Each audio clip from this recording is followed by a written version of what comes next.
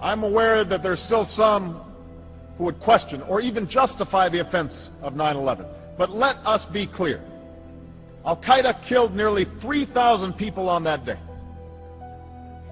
The victims were innocent men, women, and children from America and many other nations who had done nothing to harm anybody. And yet Al-Qaeda chose to ruthlessly murder these people, claimed credit for the attack, and even now states their determination to kill on a massive scale. They have affiliates in many countries and are trying to expand their reach. These are not opinions to be debated. These are facts to be dealt with. These are not opinions to be debated.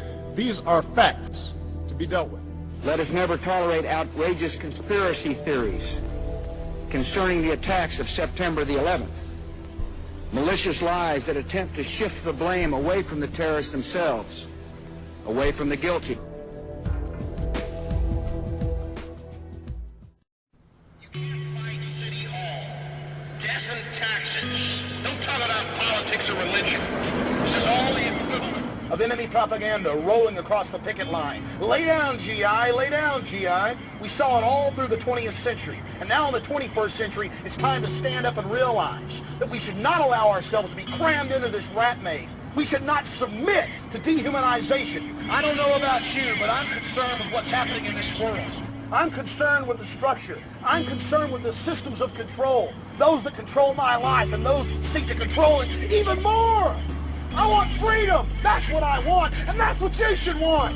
It's up to each and every one of us to turn loose of just some of the greed, the hatred, the envy, and yes, the insecurities, because that is the central mode of control. Make us feel pathetic, small, so we'll willingly give up our sovereignty, our liberty, our destiny. We have got to realize that we're being conditioned on a mass scale. Start challenging this corporate slave state. The 21st century is going to be a new century.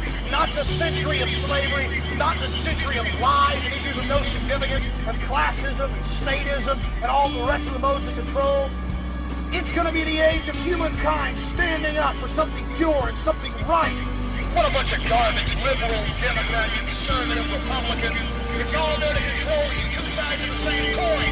Two management teams bidding for control, the CEO job of Slavery Incorporated. The truth is out there in front of you, but they lay out this buffet of lies. I'm sick of it, and I'm not going to take a bite out of it. Do you got me? Resistance is not futile. We're going to win this thing. Humankind is too good. We're not a bunch of underachievers. We're going to stand up, and we're going to be human beings. We're going to get fired up about the real things, the things that matter.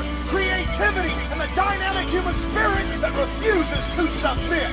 Soldiers, don't give yourselves to brutes. Men who despise you, enslave you, who regiment your lives, tell you what to do, what to think, or what to feel, who drill you, diet you, treat you like cattle, use you as cannon fodder. Don't give yourselves to these unnatural men with machine minds and machine hearts. You are not machines, you are not cattle, you are men. You have the love of humanity in your hearts. You don't hate, only the unloved hate. The unloved and the unnatural.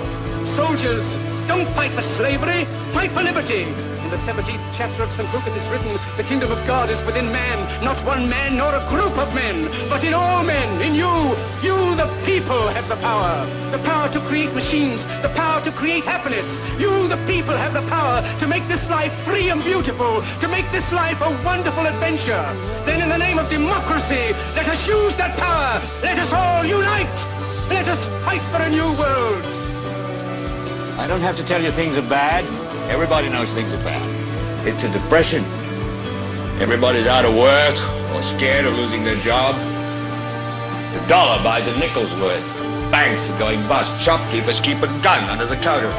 Punks are running wild in the streets. There's nobody anywhere who seems to know what to do, and there's no end to it. We know the air is unfit to breathe. Our food is unfit to eat. Sit watching our TVs while some local newscaster tells us that today we had 15 homicides and 63 violent crimes, as if that's the way it's supposed to be. We know things are bad, worse than bad. They're crazy. It's like everything everywhere is going crazy, so we don't go out anymore. We sit in the house, and slowly the world we're living in is getting smaller, and all we say is, please, at least leave us alone in our living rooms. Let me have my toaster and my TV and my steel-belted radios, and I won't say anything. Just leave us alone. Well, I'm not going to leave you alone. I want you to get mad. I don't want you to protest. I don't want you to riot. I don't want you to write to your congressman because I wouldn't know what to tell you to write.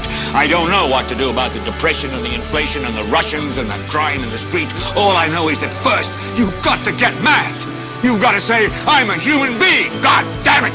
My life has value.